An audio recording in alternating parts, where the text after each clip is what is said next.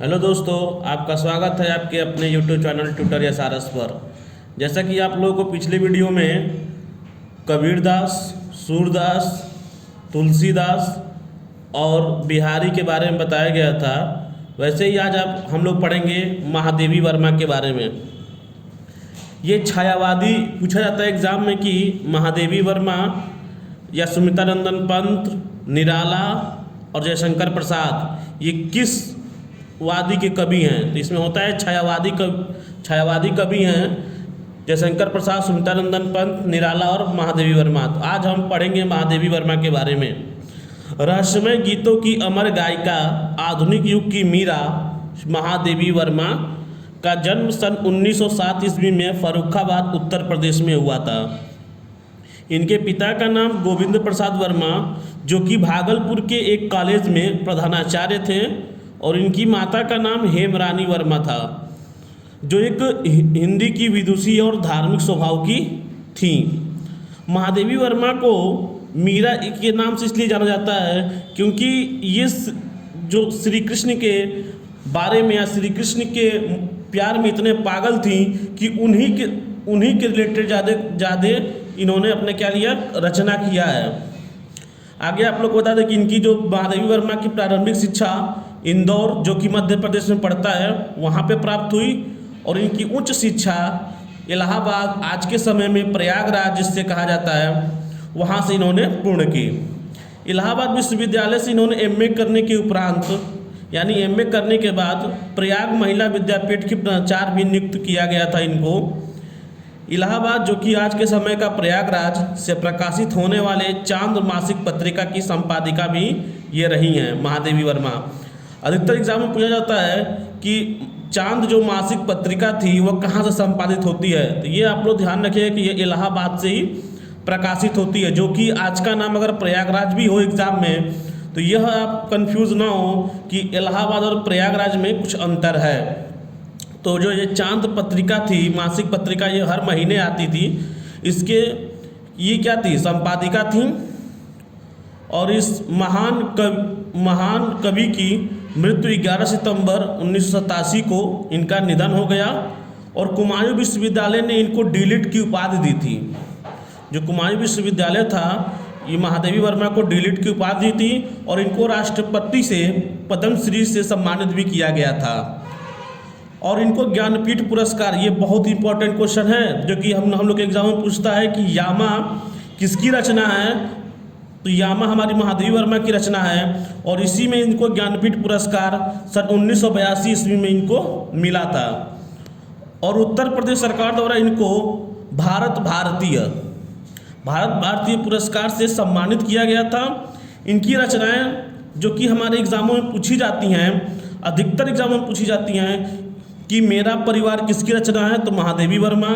चांद पत्रिका की है, तो आपको ऊपर ही बता दिया गया कि चांद पत्रिका जो है इलाहाबाद से प्रकाशित होती थी, और इसकी संपादिका भी महादेवी वर्मा थी। आगे है दीपशिखा, निहार, रश्मि, अतीत के चलचित्र। ये बहुत इंपॉर्टेंट है, ये अधिकतर एग्जामों में, यानी कि सभी एग्जामों में पूछे जाते हैं कि अतीत के चलचित्र, रश्मि, निहार, यामा किसकी रचना। स्मृति की रेखाएं, पथ के साथी, और भी सारी रचनाएं हैं, लेकिन ये जो आपको 8 रचनाएं बताई गई हैं, इसमें से इनको हर एग्जामों में पूछा जाता है कि चांद पत्रिका किसकी है, दीपशिखा किसकी है, निहार किसकी है, रश्मि किसकी है। और ये भी पूछा जाता है कि महादेवी वर्मा को किस रचनाएं में या किस पत्रिका में इनको ज्ञानपीठ पुरस्कार दिया गया था। तो यामा, इसको भूलिएगा मत आप लोग। यामा की जो रचनाएं थी, इन्हीं में इनको ज्ञानपीठ पुरस्कार मिला था, जो कि 1982 ईस्वी में मिला था इनको। आप लोगों को महादेवी वर्मा के बारे में हम बता दिए हैं। अब हम आगे पढ़ेंगे जयशंकर प्रसाद। ये भी छायावादी कवि हैं, आपको ऊपर ही बता दिया गया है कि ये छायावादी कवि के बारे में हम आज पढ़ेंगे। तो जयशंकर प्रसाद जो हैं, जयशंकर प्रसाद छायावादी लेखक हैं। इनका जन्म 1889 ईस्वी में हुआ था। इनके पिता का नाम श्री देवी प्रसाद, और इनकी मृत्यु 14 जनवरी 1937 ईस्वी में हुई थी।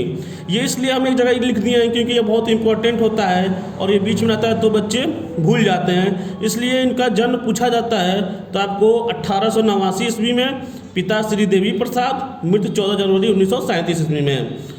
तो जयशंकर प्रसाद का जन्म एक वैश्य परिवार में सन 1889 ईस्वी में हुआ था। इनके पिता का नाम देवी प्रसाद था और इनकी अल्प आयु में ही इनके माता पिता दोनों लोगों का देहांत हो गया था।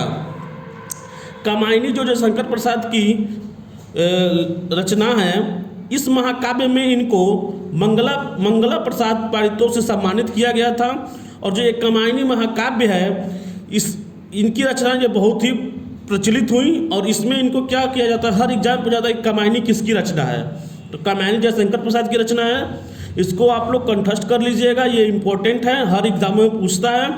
जीवन संघर्ष से जूझते हुए, यानी कि इनके माता पिता इनकी अल्प आयु में ही मृत्यु हो गई थी इनके माता पिता की, इससे जूझते हुए ये 48 वर्ष की आयु में ही इनका 14 फरवरी 1937 ईस्वी को मृत्यु हो गई।